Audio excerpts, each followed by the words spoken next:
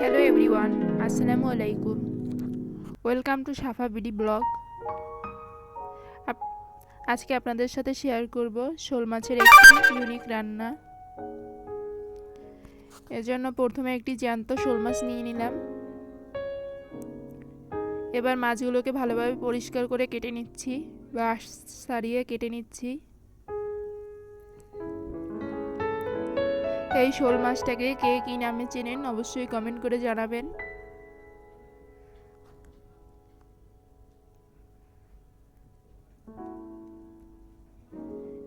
আর এই শোল মাছটা কিন্তু শীতের দিনেই খেতে খুব বেশি ভালো লাগে, আর অন্য সময় তেমন একটা পাওয়াও যায় না, বা পেলেও ভালো বিলেরগুলো পাওয়া যায় না। এই তো আমার মাছগুলো কাটা হয়ে গেছে। এখন ভালোভাবে পরিষ্কার করে নিব পানি দিয়ে। এই মাছগুলোকে কিন্তু ভালোভাবে পরিষ্কার করে নিতে হবে কয়েকবার করে। যত ধুবেন ততই খেতে ভালো লাগবে, এবং লবণ পানি দিয়েও ধুতে হবে। এখন চলে আসলাম কিছুটা নতুন আলু কাটতে। এই মাছটাকে আজকে নতুন আলু দিয়ে রান্না করব। শীতের দিনে কিন্তু এই নতুন আলুটা খেতে খুবই বেশি ভালো লাগে, অন্য কোনো সময় তো পাওয়াও যায় না এই নতুন আলুটা। এই তো আমি গোল গোল করে নতুন আলুটা কেটে নিচ্ছি। এখন চলে আসলাম মাছগুলো ভাজতে। এর জন্য কিছুটা লবণ এবং হলুদ মরিচ গুঁড়ো মিলিয়ে মাছগুলোকে মেখে নিচ্ছি। ভালোভাবে মাখা হয়ে গেলে এখন চলে আসলাম চুলায়। প্রথমে একটা কড়াই বসিয়ে নিলাম, এর মধ্যে দিয়ে দিলাম কিছুটা সাদা তেল। এখন একে একে মাছগুলোকে দিয়ে দিচ্ছি। এই তো এক পাশ হয়ে গেলে অন্য পাশ উল্টিয়ে দিব। বন্ধুরা, ভিডিওর কোনো অংশে একটুকু ভালো লেগে থাকলে অবশ্যই একটি লাইক দিয়ে দিবেন।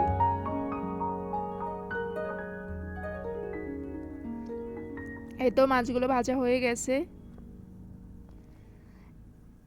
এখন চলে যাচ্ছি রান্নাতে।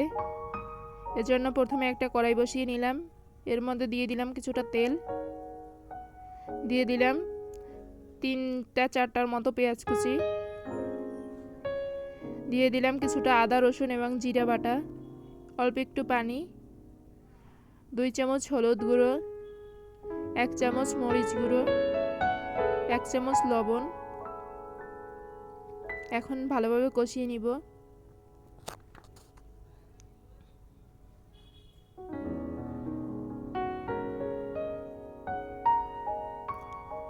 ঝোলটা কষিয়ে আসা হয়ে গেলে উপরের দিকে তেল ছেড়ে দিবে, তখন বুঝতে হবে মশলাটা কষানো হয়ে গেছে।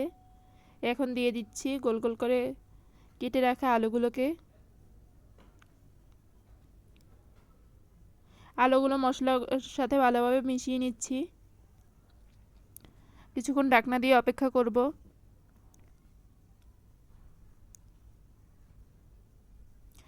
এটা যত ভালোভাবে কষাবেন অত ভালো খেতে লাগবে, আমি তাই মনে করি। জানি না কে কেমনভাবে রান্না করেন, কিন্তু এভাবে একদিন রান্না করে দেখবেন, খেতে খুব ভালো লাগে। এখন কিছুটা পানি দিয়ে দিলাম পরিমাণ মতো। ঢাকনা দিয়ে ঢেকে বেশ কিছুক্ষণ অপেক্ষা করব। একটু চেক করে নিচ্ছি যে আলুগুলো সিদ্ধ হয়েছে কিনা। এই তো সিদ্ধ হয়ে গেছে। এখন দিয়ে দিচ্ছি ভেজে রাখা মাছগুলোকে।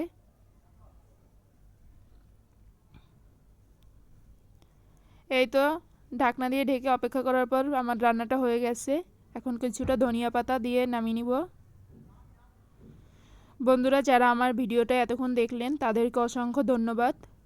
ভিডিওর কোনো অংশ ভালো লেগে গেলে অবশ্যই একটি লাইক দিয়ে দিবেন এবং সাবস্ক্রাইব করে চ্যানেলটির পাশে থাকবেন। Thanks for watching.